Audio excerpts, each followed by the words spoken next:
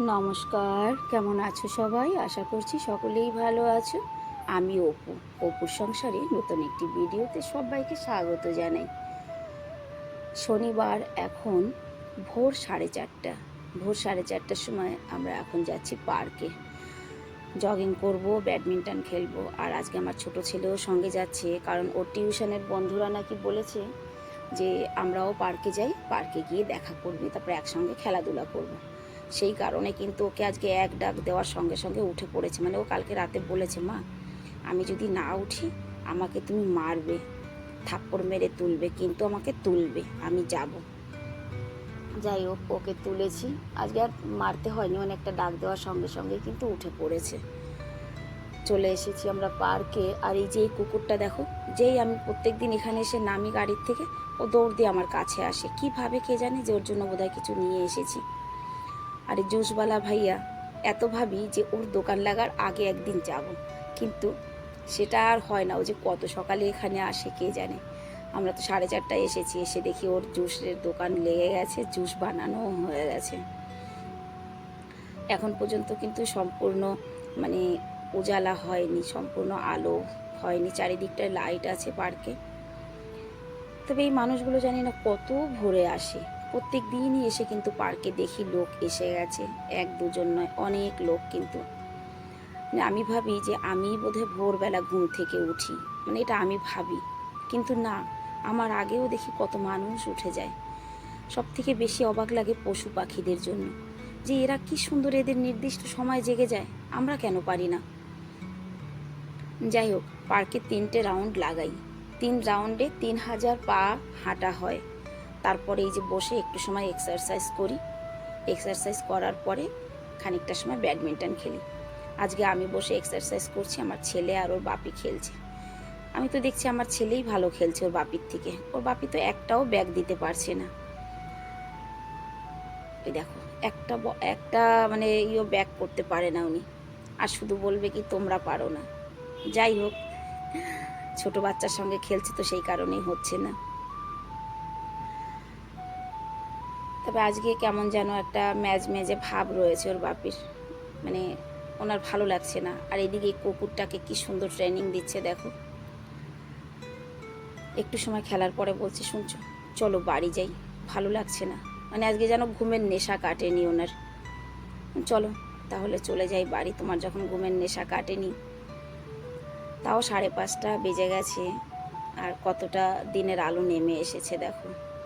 এই সময় কিন্তু পার্কে ভীষণ ভিড় হয়ে যায় জানো তো, ভীষণ। এখন তো মানে জগিং ট্র্যাকে আমি যাচ্ছি না, বাড়ি চলে যাচ্ছি। এখন জগিং ট্র্যাকে মানে ট্র্যাকে এতটা ভিড় যে হাঁটা যায় না। এই কারণেই কিন্তু ভোরবেলা যাই। বাড়ি ফিরে এসে ব্রাশ করলাম, হাত মুখ ধুয়ে একদম ফ্রেশ হয়ে চলে এসেছি রান্নাঘরে। আগে 2 কাপ চা করি, চা খেয়ে তারপরে। আর আমি চা খেতে খেতে ওই যে আমার কর্তামশাই তো সবজি কাটতে বসেই পড়েছে, কি রান্না করব। তাই আমি বললাম যে সকালের সবজিটা শুধু কেটে দাও, আর বাকি সবজিগুলো কাটা ফ্রিজে রয়েছে। ফ্রিজে রয়েছে বলতে 2 দিন আগের কচুর লতি রয়েছে, পটল কাটা রয়েছে। তো এখন সকালবেলা আমি বিনস আর আলু দিয়ে একটা ভাজি করব রুটির জন্য। আর এদিকে সুইট কর্নটা দেখলাম বয়েলডের থেকে এইভাবে একটু ফ্রাই করে খেলে কিন্তু আরও বেশি ভালো লাগছে। হ্যাঁ গো, আমি তো করে এই মানে প্রথমে হাসছিলাম যে কি বলো, ওর বাপি যখন বলেছিল। পরে দেখলাম যে না, এটা খেতে কিন্তু বেশি ভালো লাগছে। তো সকালবেলা একটা করে সুইট কর্ন ফ্রাই করা হয় বাপির আর আমার জন্য। ছেলেরা যেহেতু একটু দেরিতে ঘুম থেকে ওঠে, তো এদিকে সুইট কর্নটা আমি ফ্রাই করে নিয়েছি, আর এদিকে বিনসটাও ভাজা হয়ে গেছে। সকাল সকালই রান্না করব। কচুরলতিটা বের করলাম, কচুরলতিটা অল্প, সেই জন্য 2টো আলু কেটে দিয়েছি।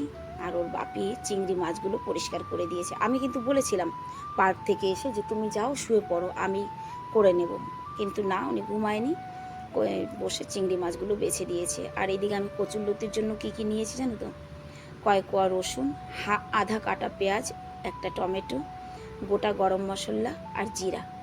গরম মশলা বলতে 2টো এলাচ, 2টো লং, 2 টুকরো দারচিনি, এই এটা একটা পেস্ট বানিয়ে নিয়েছি। এবার ওই যে নুন, হলুদ, লঙ্কা গুঁড়ো, কাঁচা তেল সব কিছু দিয়ে এটাকে ভালো করে মেখে নেব। তবে হ্যাঁ, অন্যান্য দিন মানে এক এক দিন এক এক রকম করি, যদিও বা চিংড়ি মাছটা কোনো দিন আমি ভেজে দিই। আজ চিংড়ি মাছটাকে ভেজে দেব না, এমনিই দিয়ে দেবো, কাঁচাই দিয়ে দেবো। কয়েকটা চিংড়ি মাছের মধ্যে দিয়ে এটাকে ভালো করে মেখে নিতে হবে। তারপরে ওই যে আধা ঘন্টার জন্য গ্যাসে একদম লো ফ্লেমে রেখে দাও।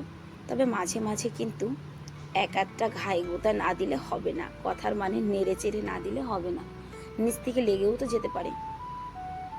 মিক্সির বাটি ধোয়া জলটা এর মধ্যে দিয়ে দিয়েছি। কি অবস্থা বলো তো। আমি কিন্তু এই সবজিটাকে বসিয়েছি, অনেকক্ষণ হয়েছে, গ্যাসটা জ্বালাতে ভুলে গেছিলাম, তাই আবার এই যে এখন গ্যাসটা জ্বালিয়ে দিয়েছি। আর এদিকে সেই আলু পটল কাটা রয়েছিল ফ্রিজে, সেটাও বের করে নিয়ে এসেছি। বিনস ভাজাটাও হয়ে গেছে, মাছ 3 পিস ভাজা রয়েছে। এখন আর নতুন করে মাছ ভাজবো না, এই 3 পিস দিয়েই সবজিটা করব। তার কারণ ছেলেরা মাছ খাবে না, ওরা মাছও খাবে না, কচুরলতিও খাবে না। এবার যাই হোক, এইগুলো তো আগে করি, তারপরে দেখছি ছেলেদের জন্য কি করা যায়। তার মাঝখানে একটা কথা বলি, জলের প্রচণ্ড সমস্যা। আজ 10-15 দিন হয়ে গেল জল আসে না। 15 দিন আগে জল এসেছিল, তারও 15 দিন মানে আগে আবার জল বন্ধ ছিল। কথার মানে মাসে এই একবার এসেছে, আর এখনও আসেনি। মাসে একবার জল এসেছে 15 দিন গ্যাপে। তো জলের ভীষণ সমস্যা। এদিকে আমি রান্নাও করে ফেলেছি, দেখো কচুরলতি হয়ে গেছে, পটল হয়ে গেছে, রুটিও করে নিয়েছি। ওর বাপির টিফিনটা প্যাক করে দিই। দিদিও চলে এসেছে কাজে, দিদি কাজ করছে। তবে জীবনে এই প্রথমবার যে আমি আরোর যে ওয়েস্টেজ জলগুলো, যে জলটা ওয়েস্ট হয়, সেই জলটাকে বালতি ভরে রেখে দিয়েছি। কেন জানো? বাসন ধোয়ার জন্য। আমি এটা কোনো দিনও করিনি। মানে আমি আমার ঘরে শিফট হয়েছি আজ 11 বছর। আমি 11 বছরে কোনো দিনও আরোর জল রাখিনি। মানে জলের এই সমস্যাটা আমার হয়নি, মানে আমি এটা ফেস করিনি। যাই হোক, এমনিতেই দিল্লিতে জলের সমস্যা, এটা সবাই হয়তো নিউজে দেখো বা অনেকেই আছো দিল্লিতে, তারা জানো।